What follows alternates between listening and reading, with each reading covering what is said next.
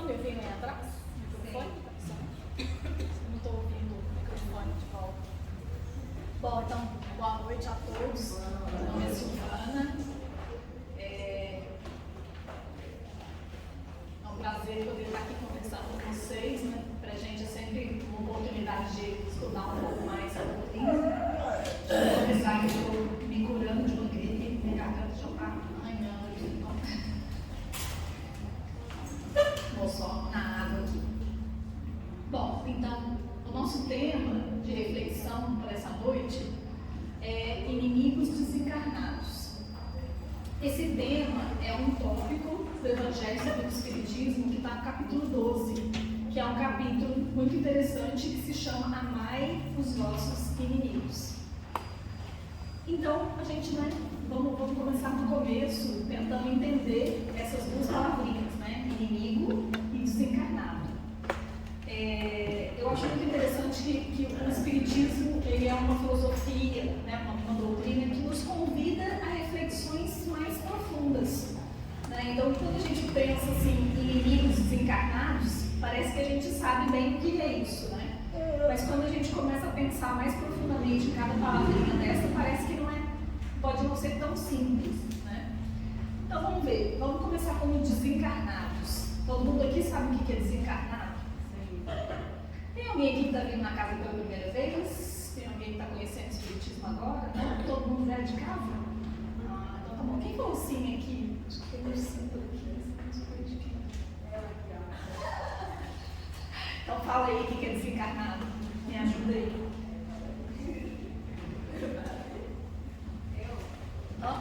Pode ser.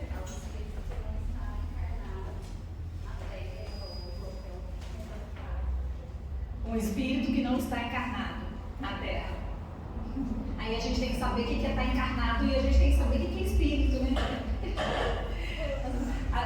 Nesse capítulo, os espíritos falam uma coisa interessante que é a pobreza da nossa linguagem humana, né? Porque tem hora que a gente quer explicar uma coisa, né? Então o que é desencarnado? É que não está encarnado. Mas se eu não sei o que é encarnado, eu também não sei o que é desencarnado, né? E a gente vai se embolando assim às vezes nas palavras, né? Olha só, vou dar 3 alternativas para vocês. Vocês acham que desencarnado é morto, sem corpo ou sem carne? Quem vota em morto, levanta a mão. Quem vota em sem corpo, levanta a mão. Quem vota em sem carne, levanta a mão. Muito bem, vocês saíram bem. Então, né, quando a gente pensa em desencarnado, a gente pensa em alguém morto, né? Você colocou muito bem, um espírito que não está encarnado. Vou voltar nisso. Mas, né, aí a gente tem que se perguntar o que é a morte, né?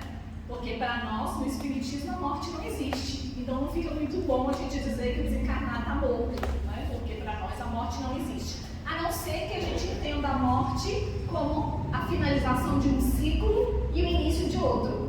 Aí sim, né? Porque realmente a gente finaliza o nosso ciclo aqui na Terra, né? E a gente começa um ciclo em outro lugar. Né?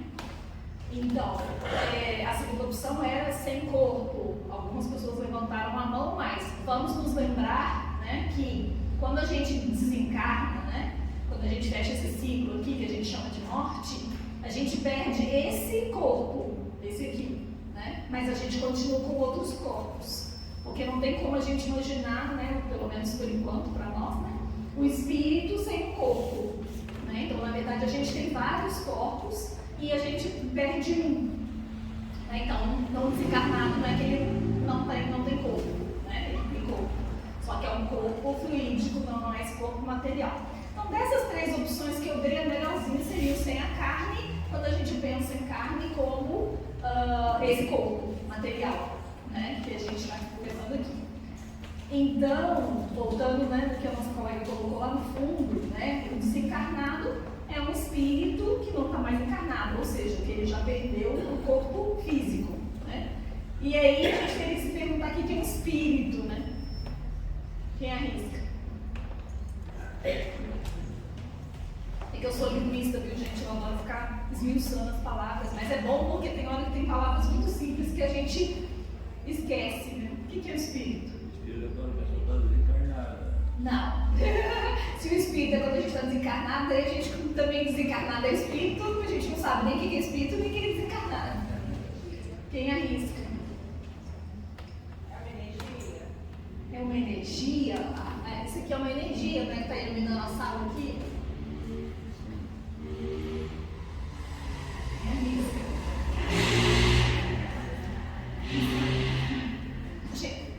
Ó, vou ajudar vocês, né? Eu sou um espírito? Nós somos espíritos, certo?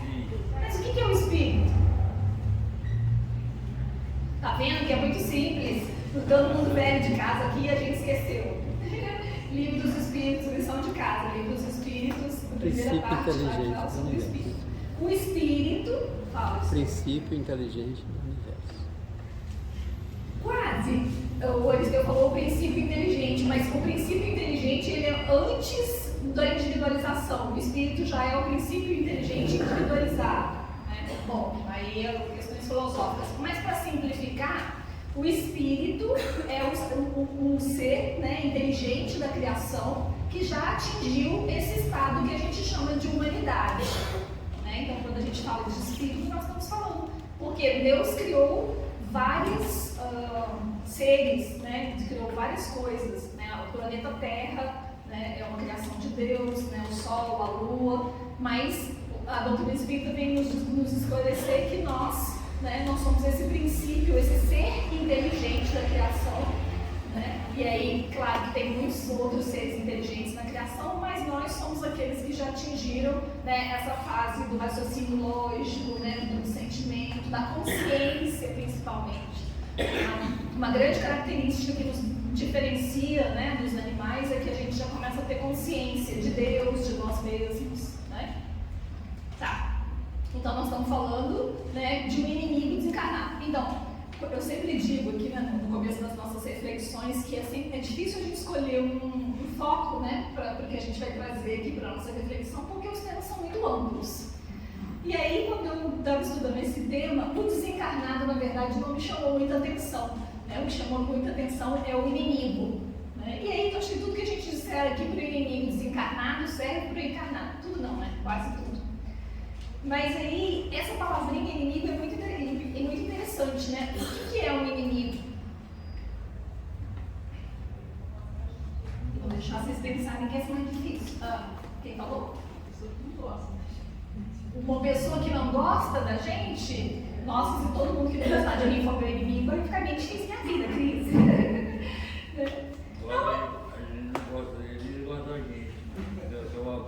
Vocês acham que o inimigo é uma pessoa que não gosta da gente? Pensem em vocês. Tem pessoas na vida de vocês que não vão muito com a sua cara, mas é um inimigo? Vamos lá com alguma coisa que a gente fez com ele e tornou inimigo. Mas o inimigo seria mais do que não ir com a minha cara, né? Ele ficou contra você, desejando mal.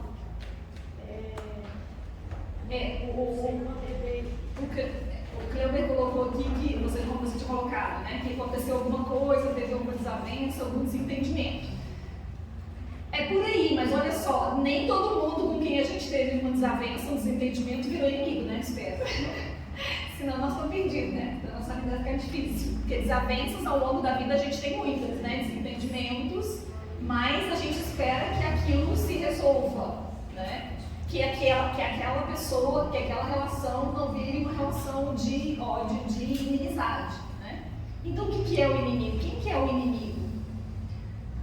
Eu gosto de trazer exemplos reais, mas eu fiquei pensando em alguém que eu considero meu inimigo. Infelizmente eu não achei, gente, mas pode ser que até o final da conversa aqui a gente ache, né? Mas assim, o que é o inimigo? Pensem na vida de vocês, pensem se tem alguma pessoa que vocês poderiam dizer essa pessoa é minha inimiga e o que caracteriza essa pessoa? Se alguém que não vence alguém. Alguém o quê? Que não quer o bem de alguém. Aí torna-se o inimigo. Por aí. Desejo de vingança. Como Paulo a Cristo, aos cristãos antes da sua conversão, por exemplo. Não entendi. Como como Paulo antes da sua conversão aos cristãos. Tá, ou seja, Paulo era o inimigo dos cristãos. Saulo era o inimigo dos cristãos, vamos juntar as três fases. Os cristãos eram inimigos de Saulo. Não, Saulo era inimigo dos cristãos. Saulo que perseguia os cristãos porque ele não concordava que Jesus fosse realmente um profeta e ele achava que Jesus estava ameaçando o judaísmo. Os cristãos não perseguiam Paulo. Sim. Paulo era inimigo dos cristãos. E aí essa inimizade vinha, né, talvez, pegando o que a Natália falou, né, talvez algum cristão tenha ficado com ódio de Paulo e queira se vingar, né, mas aí já é uma outra situação e que alguém falou, eu tinha falado, né, que não quer o bem, né, então vamos pensar, eu cheguei na seguinte definição, né, aliás não fui eu, estava no dicionário, o inimigo é aquele que quer o mal, que quer te prejudicar, vamos falar assim, né? A gente vai ter que entender o que é o mal, né? Mas vamos começar do início. O inimigo, então, é aquela pessoa que, seja por alguma desavença, seja por algum mal entendido, seja por alguma coisa que eu fiz para ele, né? Criou-se uma situação em que essa pessoa não gosta de mim, né? Mas é mais do que não gostar de mim, é uma pessoa que não quer o bem, né? Como você falou, e mais do que não querer o bem. Geralmente o inimigo é aquele que quer o mal, né? Inclusive quando a gente pensa nos inimigos desencarnados, qual é a primeira coisa que a gente lembra? Da obsessão, do obsessor, né? Ou seja, aquele espírito que está lá ativamente tentando me prejudicar, né? Então se a gente pensar naquilo, no plano dos encarnados, né? Inimigo é uma pessoa, e aí vocês podem pensar na vida de vocês, né, se tem uma pessoa que a partir de alguma situação difícil não gosta de você, não quer seu bem e ainda por cima se ela, ou ela tenta te prejudicar ou se ela tiver uma oportunidade você sabe que ela vai te prejudicar. Faz sentido? Né? E aí é interessante a gente pensar que quando a gente pensa, né, nessa questão do inimigo, nesse capítulo 12 do Evangelho, ele vai trazer vários pontos muito interessantes. Eu sempre deixo aqui uma sugestão, né, de lição de casa para vocês lerem esse capítulo, que é um capítulo curtinho até, ele tem vários tópicos interessantes, e ele fala algumas coisas importantes para a gente pensar, né? Porque, olha só, o nome do capítulo é Amai os vossos inimigos. O que vocês acham dessa ideia?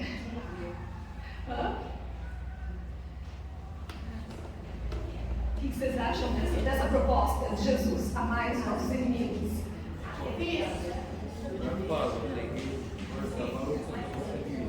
É desafiador, né? É difícil, né? Por quê? Porque, né, a pessoa está querendo o nosso mal, não quer nosso bem, não gosta da gente, então já cria, né, um ambiente de inimizade. Mas olha só, então os Espíritos vão explicar melhor o que é esse amai os vossos inimigos. E eles falam então da questão da nossa linguagem, né? Porque a nossa linguagem humana, a gente sabe, né? Acho que todo mundo aqui passou pela escola, a gente sabe que a nossa linguagem é muito imperfeita. E às vezes a gente precisa usar a mesma palavra para falar de coisas diferentes. E a gente sabe que Jesus, ele usava a linguagem, claro, de uma maneira brilhante, digamos assim, porque ele usava imagens muito fortes para nos impactar, né? Considerando que o nosso coração é meio endurecido, né? Então ele usava, inclusive nesse capítulo tem aqui uma passagem que eu adoro, que é: se alguém bater na sua face, oferece a outra, mas eu não vou entrar nisso porque eu vi lá no programa que é a palestra de alguém, ou essa semana ou na semana que vem. Então, cenas no próximo capítulo. Mas essa passagem é uma imagem bem forte, né? Para nos chocar, nos chacoalhar mesmo, para a gente prestar atenção no tema. Mas então, nesse capítulo 12, né, os Espíritos vão dizer: quando a gente fala que é para a gente amar o inimigo, não queremos dizer, né, Jesus não quis dizer que a gente vai amar o inimigo da mesma forma que a gente ama o amigo. Aí quando a gente lê isso, a gente fala: ufa, né? Ainda bem, né? É isso mesmo, né? Então, amar o inimigo não significa que essa pessoa vai ser para mim a mesma coisa que um amigo, né? Que uma pessoa amada, que uma pessoa querida, né? Então, o que quer dizer esse amai os vossos inimigos. É mais no sentido, né, que é a base de toda a doutrina de Jesus, da gente não buscar o mal para essa pessoa, né, para a gente não tentar retribuir o mal com o mal. Né? Então, se a gente está pensando num inimigo, numa pessoa que quer nos prejudicar, né, amar esse inimigo é a gente trabalhar no sentido da gente não dar, a gente dar a outra face, né, da gente não pagar na mesma moeda, da gente não revidar o mal com o mal. Né? Porque é fácil da gente entender que isso vira uma bola de neve. Né? Se uma pessoa me prejudica, eu prejudico de volta, ela prejudica de volta, a gente fica em milênios nisso. Né? Então, o mal é cortado, né? O ciclo se corta quando eu consigo não devolver o mal com o mal. Né? Então, isso é uma coisa muito importante para a gente pensar, para a gente não. Porque no estado, né, evolutivo que a gente está hoje, né, é difícil a gente amar quem nos ama, né, a família, imagine os inimigos. Né? Então, se a gente começa a se cobrar isso, de repente a gente vai ficar num lugar muito desconfortável. Né? Então, entender que amar o inimigo é uma imagem forte para a gente entender que a gente vai buscar, né, um outro caminho que não, né, o de devolver o mal com o mal. E uma outra coisa muito importante que ele traz é que amar o inimigo não significa que a gente tem que abaixar a cabeça para o mal. Né? Ou seja, não significa que a gente tem que deixar que esse mal aconteça. Né? Então, sei lá, vamos pensar numa situação, né, de, sei lá, uma mulher, né, que está num casamento em que o marido é agressivo, né, em que o marido usa de violência. Então, amar o inimigo não significa você ficar sentado ali, quieto, recebendo essa violência. Né? Isso é muito importante. Em vários pontos, nas obras básicas, os espíritos vão trazer isso. Né? Tem um momento até que eles falam que o mal prepondera na Terra porque os bons são tímidos. Né? Então, quando a gente está numa situação em que o mal está acontecendo, é nossa obrigação, né, trabalhar para que aquela situação mude, né, para que aquela violência, para aquele mal não continue. Né? E às vezes a gente confunde um pouco isso, achando que amar o inimigo, né, amar o próximo, né, seguir as lições de Jesus é aceitar passivamente o mal. Não, pelo contrário. Né? A gente tem vários aprendizados aí. Primeiro, aprender a discernir o que é bom, o que é ruim. Né? Então, se eu estou numa relação, né, uma palavra importante aqui para a nossa reflexão de hoje é relação. Né? Porque não existe um inimigo se não existir uma relação. Né? Então, nós estamos o tempo todo em relações. Então, eu posso ter uma relação de inimizade, né? Assim como eu tenho as relações de amizade, as relações de amor. Né? Então, se eu estou numa relação em que a pessoa, né, ou eu, né, existe ali algum tipo de abuso, algum tipo de agressão, algum tipo de violência, isso precisa ser parado. Né? Eu preciso aprender a diferenciar, né, o que é uma relação boa, o que é uma relação adoecida, né? Como se diz muito aí hoje em dia, abusiva, né, adoecida, tóxica, né, a palavra que está na moda. Então eu preciso aprender a diferenciar isso, porque isso tem a ver com autocuidado, com auto-amor, com autopreservação. Né? Então eu preciso identificar isso e eu preciso buscar ajuda, eu preciso buscar formas de sair dessa situação. Né? Porque eu acho que não é difícil a gente pensar que quando eu busco uma saída para essa situação, na verdade eu estou ajudando essa pessoa, mais do que se eu permitir que ela perpetue nesse contexto, né, de agressividade. E um outro ponto, né, que é interessante a gente pensar é o que é o mal, né? Eu gosto muito dessa palavrinha. Acho que desde quando eu comecei a estudar o Espiritismo, eu vira e mexe, eu sempre penso, né, gente? O que é o bem? O que é o mal? Né? Acho que no planeta Terra, né, essas coisas acabam ficando confusas no meio de tanta coisa. Né? Então, quando a gente está falando de um inimigo encarnado, desencarnado, e a gente está falando de uma pessoa que quer nos prejudicar, que nos quer fazer o mal, o que é o mal? Boa pergunta. Boa pergunta. Não, o mal é a oportunidade para nós desenvolver para Jesus. Porque não temos como nós usar o perdão sei o mal. Tá.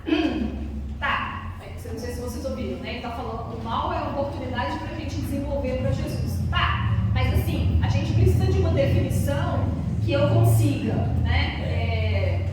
Vou pegar o Cleuber aqui. O Cleuber fez alguma coisa para mim. E eu preciso avaliar se isso é bom ou se isso é mal. Então, eu preciso. Essa definição não me ajuda. Eu quero definir se isso que ele me fez é bom ou é mal. Como que eu avalio isso?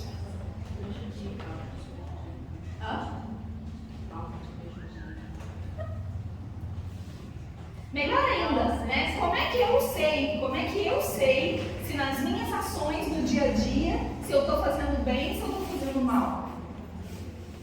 Se aquilo que eu faço, eu gostaria que fizesse comigo.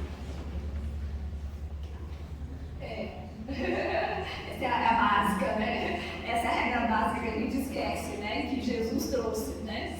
Faça ao outro aquilo que você gostaria que você fizesse a si mesmo, né? Mas tem um capítulo um dos livros do André Luiz, que ele dá uma definição de mal que eu gostei muito, que é a que eu uso. Essa de Jesus, quer dizer, essa de Jesus é para saber o que eu faço, né? O que eu estou fazendo. Mas um dos mentores lá do André Luiz, ele dá uma definição de mal que eu acho que é muito legal, né? Talvez ajude a gente a pensar. O mal, porque o que acontece, né, gente?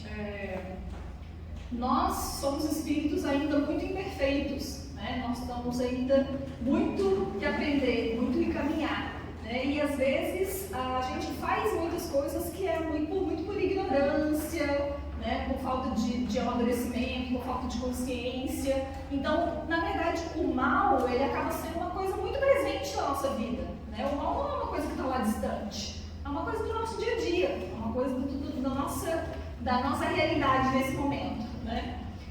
E aí, esse mentor do André Luiz, ele fala o seguinte: o mal é quando eu quero tudo do bom e do melhor só para mim ou para os meus, e eu excluo o outro, né?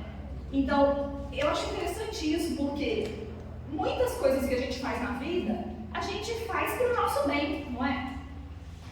Mas a gente vive buscando o nosso bem-estar, a nossa saúde, né, o nosso conforto. Não só o nosso, porque a gente não tem egoísmo assim, né? Não é só o nosso, é de quem está por perto, de quem a gente ama, né? Da minha família, do meu marido, dos meus filhos. Então, a gente vive para buscar esse bem para nós e para os que estão próximos, né? Na casa espírita, a gente busca ajudar as pessoas, né?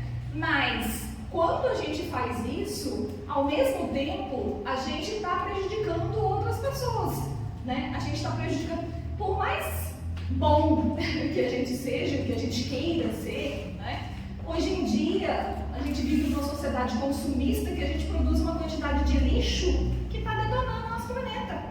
Então, assim, no mínimo, né? A gente está aí produzindo uma quantidade de lixo que já está prejudicando a terra, prejudica os animais. Então, assim, é quase que impossível a gente não estar criando efeitos colaterais, né? Criando coisas que fazem mal para os outros, para os animais, para os planetas, né?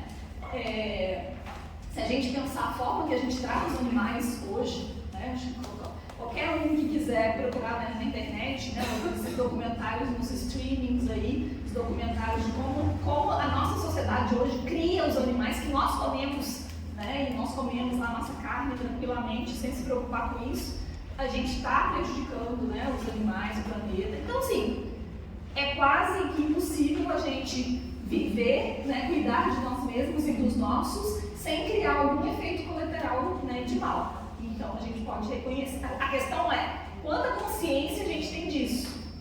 Né? Porque à medida que a gente vai tendo consciência, a gente vai buscando formas de agir, né? de comportamentos diferenciados. Mas a nossa consciência é tanta coisa, né? É tanta coisa ao mesmo tempo na Terra que a nossa consciência não alcança tudo.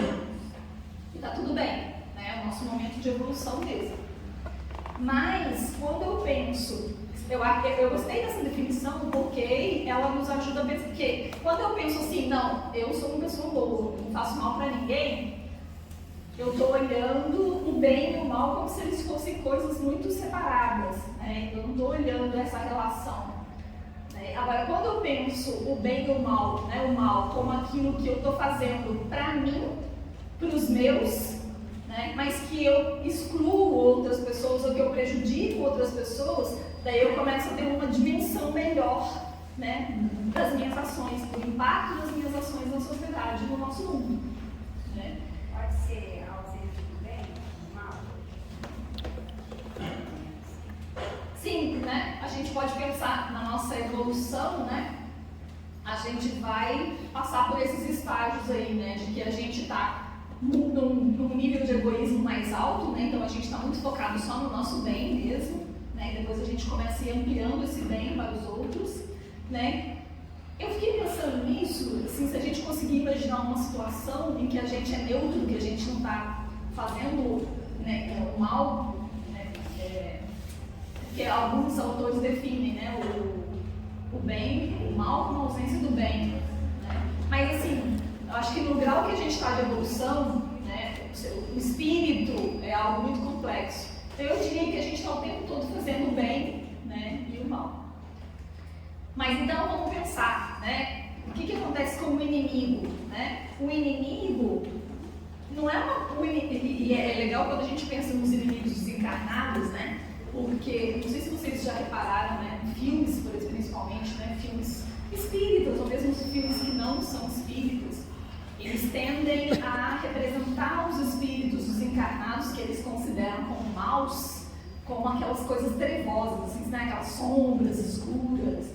Tem um filme, eu acho que é Ninguém é de Ninguém, não sei se alguém aqui assistiu, acho que é do ano passado, de um livro da Zímbia, não sei se alguém aqui assistiu, não lembro. Que eu fiquei com medo daquele filme. Eu fiquei, gente, esse filme. Ele desaparece, sim, né? É tipo Ghost. É tipo Ghost. Só que Ghost não tinha uma pegada espírita. E o filme Ninguém é de Ninguém, ele tinha uma proposta espírita. Daí eu achei grave, porque os espíritos obsessores, eles são umas sombras assim, escuras. Parece que é um demônio, um ser de outro mundo. E não é, gente. O espírito obsessor, muito provavelmente, é uma pessoa que teve uma relação muito próxima com você e você prejudicou ele. Né? Então, assim, nós espíritas temos que ser os últimos a acharem que os espíritos obsessores são espíritos infernais que têm que ser afastados de nós. Nós espíritas temos que saber isso. Né? Então, quando a gente começa a entender isso melhor, a gente não vai mais ver o espírito obsessor como o mal. Eu acho até que recentemente eu recebi uma mensagem que era espírita e a mensagem falava, né, desses irmãos voltados para o mal. Como assim? Não é um irmão voltado para o mal, não. É um irmão como nós, que foi prejudicado, né, que sofreu e muitas vezes está com um movimento de vingança. Então, acho que nós espíritas temos que trabalhar muito essa ideia, né, de que o espírito obsessor é uma pessoa como nós, né, é um irmão que está ali no seu momento de vingança, muito provavelmente por uma coisa muito justa, né? Claro, no sentido de que a pessoa sofreu uma violência e ela não conseguiu superar aquilo ali, ela vai superar, né? Mas é um processo. Então é importante a gente pensar nisso, né? Pensar muito nessa questão do que a gente considera que é o mal, né? E de quando a gente faz as coisas, se aquilo que eu estou fazendo, além de trazer o bem para mim, né, ele não está gerando mal para outras pessoas. Né? Então, quando a gente pensa no inimigo, que é aquele, né, que quer me prejudicar, que quer me fazer o mal, aí a gente pensa, né, por que essa pessoa quer me fazer o mal? Essa pergunta é mais fácil, né? A gente já falou algumas coisas. Né? Acho que a Natália tinha falado da vingança, né? Então, quando a gente pensa no inimigo, né, desencarnado ou encarnado, acho que a primeira coisa que vem na cabeça é a vingança, que é isso que a gente comentou. Né? Então, eu fiz alguma coisa para o Cleuber e o Cleuber quer me pagar de volta. Né? O mal com o mal. E aí cria essa relação de ódio, né, que pode virar, né, o que a gente chama de uma obsessão, se o Cleuber morrer e continuar me perseguindo. Né? Mas não é só a vingança, né, gente? A gente tem, a gente poderia pensar em muitas coisas, né? algumas coisas que me vieram na cabeça quando eu estava estudando esse tema, né? É a própria questão da ignorância, por exemplo, que a gente estava falando. Né? Então, infelizmente, ainda é muito comum a gente ver, por exemplo, um pai, acho que todo mundo aqui deve ter tido essa experiência, né? Um pai ou uma mãe, né? Pais que, na boa intenção de educar um filho, espanca. Todo mundo já viu isso, né? Se não for em vida real, nas redes sociais, né? E assim, às vezes o pai está com a melhor das intenções, né, gente? Às vezes foi isso que ele aprendeu. Aliás, a nossa educação é muito baseada na punição, né? Provavelmente para a maioria de nós aqui, né, nós crescemos num sistema de educação que a educação é baseada na punição, né? E não no amor, não na educação, né? Não no crescimento. Eu já li que os inimigos desencarnados, por exemplo, nós podemos esconder do inimigo encarnado, mas nós jamais podemos esconder do inimigo desencarnado. E o inimigo desencarnado, às vezes, a atuação dele na nossa vida é tão permanente, intensa, que causa doenças, entendeu? Você vai ao médico, pode fazer tomografia, radiografia, todos os exames, não existe nada. Por quê? Porque naquele momento que você vai para o médico, o espírito afasta de você, tira toda aquela reminiscência de doer. Você retornou para casa, ele retorna e joga toda aquela reminiscência de doença, e aí você sente tudo de novo. Num livro que eu li, não me lembro se era Libertação, não me lembro o nome. A mulher, ela era doente o tempo todo, ia no médico, não tinha nada. No final das contas, o que era? Era o inimigo que ficava ali, provocava dor de cabeça, dor no estômago, dor em tudo quanto é lugar. Esse exemplo é muito interessante porque se a gente não tomar muito cuidado com ele, fica parecendo que o problema é culpa de quem? Do obsessor, né? O problema é o obsessor, gente? Então, eu acho que nós, espíritas, vamos ter um esclarecimento para entender que o problema não é o obsessor. Mas muita gente, né, uma pessoa que não tem algum conhecimento, ela vai ver esse tipo de situação no cinema, nos livros, ou alguém contando, e aí ela tem o medo, né, ou raiva do espírito obsessor, porque na cabeça dela, né, o problema é o obsessor, porque se a pessoa vai no médico, chega lá no médico, ela não tem nada, quando ela volta para casa, o espírito cola nela, ela está doente, o problema é o espírito, só que não é bem assim a história, né? A pessoa, né, o espírito que nos quer fazer mal, é a mesma coisa que a gente pensar encarnado, gente. A pessoa que quer nos fazer mal, ela consegue nos fazer mal porque nós estamos naquela sintonia daquela relação, né? Então, se eu prejudiquei o Cleuber e o Cleuber volta para me prejudicar, encarnado ou desencarnado, ele vai conseguir. Por quê? Porque eu tenho uma consciência de culpa do meu erro, né? Ou porque o motivo que me levou a prejudicá-lo ainda continua, seja lá, né, meu egoísmo, sei lá o que, né, minha inveja, minha raiva, seja lá o que me levou a prejudicá-lo, continua em mim, né? Por quê? Né? Porque se, vamos supor, essa situação aconteceu 1000 anos atrás, né, e eu tomei consciência do meu erro, não encontrei mais o Cleuber, mas eu me arrependi, eu mudei, aquele problema que causou essa relação de ódio, eu resolvi, eu já caminhei, né, já estou em outra vibração, e o Cleuber não, o Cleuber ficou lá 1000 anos com ódio de mim. Quando ele voltar, ele consegue me prejudicar? Provavelmente não. Né? Por quê? Porque não tem sintonia. Aliás, os espíritos nos falam que quando essa pessoa voltar e me encontrar modificada, ela vai ser tocada por essa nova pessoa. Porque aí ele de repente vai ter um choque e perceber, nossa, Silvana já caminhou 1000 anos e eu estou aqui. Essa coisa que 1000 anos depois nem lembra mais o que é, nem tem mais importância. Né? Então, esses casos graves em que a gente vê que a obsessão, que a pessoa que está sendo obsediada fica destruída, é porque essa relação é uma relação, gente, né? Vamos pensar no inimigo encarnado e desencarnado como uma relação, são duas partes, né? né? Então tem uma sintonia. No exemplo que eu estava dando, né, da questão da ignorância, né, de um pai que explora o filho, né, então vamos com a melhor das intenções, né, então isso pode virar uma inimizade, pode virar um ódio, né, o filho pode crescer e não entender, e não aceitar, e virar um inimigo daquele pai. Né, e aí, como que isso vai desencadear no futuro depende do caminho, né, dos dois. A gente vê também, né, muito, então a gente tinha falado da vingança, da ignorância, e a gente vê muito na nossa sociedade, né, infelizmente, a questão do interesse. Né? Aliás, os espíritos falam que um dos maiores, né, defeitos que a gente pode ter é o interesse. Né? Por quê? Porque justamente o interesse pessoal, né, acima de tudo, vai fazer com que eu busque o bem, né, tudo de bom e tudo de bom para mim e para os meus, e não para os outros. Né? Então vai gerar um mal, um desequilíbrio aí. Né? Então, acho que uma coisa muito marcante na nossa história enquanto país foi a escravidão. Né? E aí a gente vê na literatura espírita vários livros, né, contando histórias de escravos que muitos anos, né, 100 anos, 200 anos depois, ainda estão presos àquelas situações que foram violentíssimas, que foram muito agressivas, né, e o espírito está ali. Né? Então, se você pega um espírito, né, que está obsediando, um espírito que foi um escravo, que foi espancado, que foi mutilado, que foi assassinado, que passou fome, né, e ele está ali, né, veio aqui para vingar de mim, e ele que está certo, né, não sou eu. Olhando hoje, eu sou a vítima, né, de um espírito também obsediando, mas eu não sou a vítima.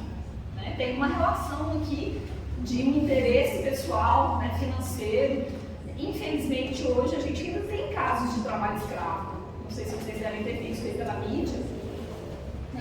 Inclusive a UFO tem um setor, né, que trabalha, que luta contra o trabalho escravo, porque no interior do Brasil, no interior de Minas, a gente acha grandes fazendeiros que tem pessoas trabalhando lá nas fazendas basicamente numa situação de trabalho escravo, porque a pessoa não recebe nada ou recebe para comer e muito pouco. Né? Então a gente tem essa situação. Né? E aí esse tipo de situação pode criar uma relação, né, de ódio, de inimizade, que se for, né, continuar, né, depois do túmulo, vai virar um inimigo, né, desencarnado. E então, para a gente começar a concluir, como é que a gente faz, né, gente? Qual que é a saída, né? Qual que é a resposta? Como é que a gente faz para lidar com esses inimigos, né? E aí eu acho que a grande pergunta, né, é a gente pensar como estão as nossas relações. Né? Que tipo de relação eu estou construindo? Será que eu estou construindo relações de fraternidade, de amizade, de amor?